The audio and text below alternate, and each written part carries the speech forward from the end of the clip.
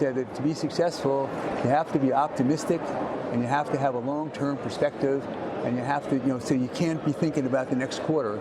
And just the best time, Buffett says it, is the best holding period is infinity. Holding forever as long as you can.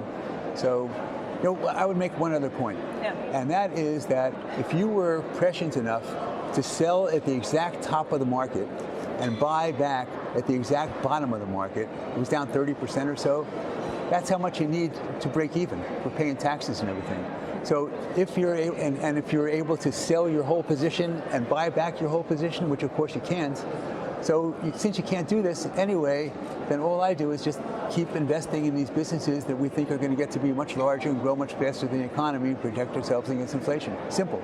Are you a fan of what the Fed's doing right now? Do you worry that they're going to put us into a deeper recession, or are you more worried about inflation getting out of control? Every time there's a pandemic, there's a war, there's a financial crisis, every single time after that, there's inflation. And the reason for it is that in order to get out of those problems, you print money. And so when everyone says that they were behind the curve or they didn't do, this is a plan. It's planned to devalue your money, and the reason they devalue your money is because that's how they pay off the debt that was incurred in order to get out of the problem.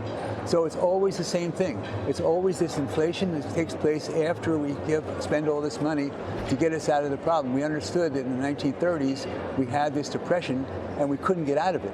And the only way you got out of it was during World War II. That's how you escaped it.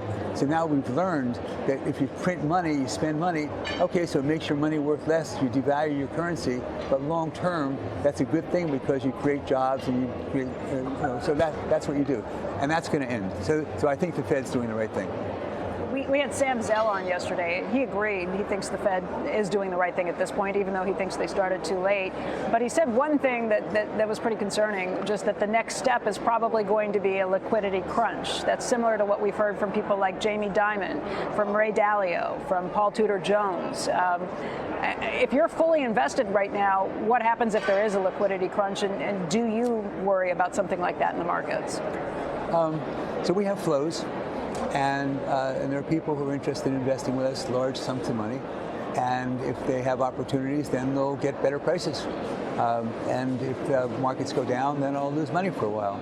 But long term, as we talked about before, the Dow Jones was 800 when I started. It's now 32,000, 40 times.